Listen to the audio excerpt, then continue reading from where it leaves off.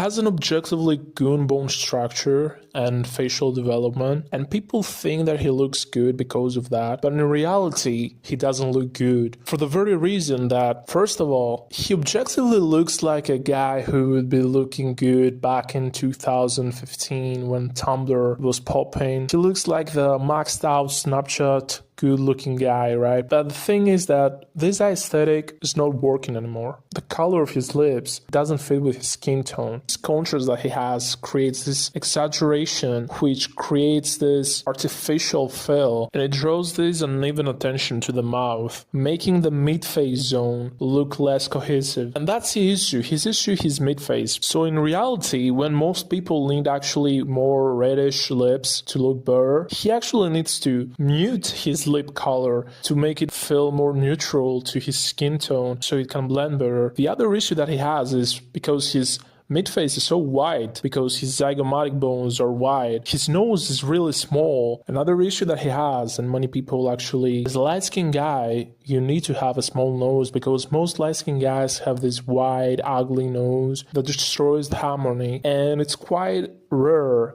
as a light-skinned guy to have a really good nose. And this guy falls into the other spectrum of the guys who have really small nose. But this is actually bad. His nose is actually bad. His nose, unironically, needs to be wider. The ideal male nose is the nose that is actually has a bridge that's prominent and somewhat broad, not overly pinched like his. Like I'm telling you, the guy is like a guy who would pick in a video game and max out all his characteristics, but in an exaggerated way. And the other issue, ironically, is his under eyes. He has no dark circles, but this is actually bad. It's not good. When you have no visible dark circles, maybe he edits his pictures, I don't really know, but it looks bad. It doesn't look good, guys. You need to have some orbital depth. And when there's no visible depth on the under eyes, it looks fake, softer, and less defined. So everyone who's saying that this guy is extremely good looking is obviously biased. It's a typical case of the bandwagon effect. Just because some people find him attractive, more people are gonna find him attractive. When he gets complimented by some people and all his whole persona and brand is about his looks, many people are gonna start copying other people. He's not the right masculine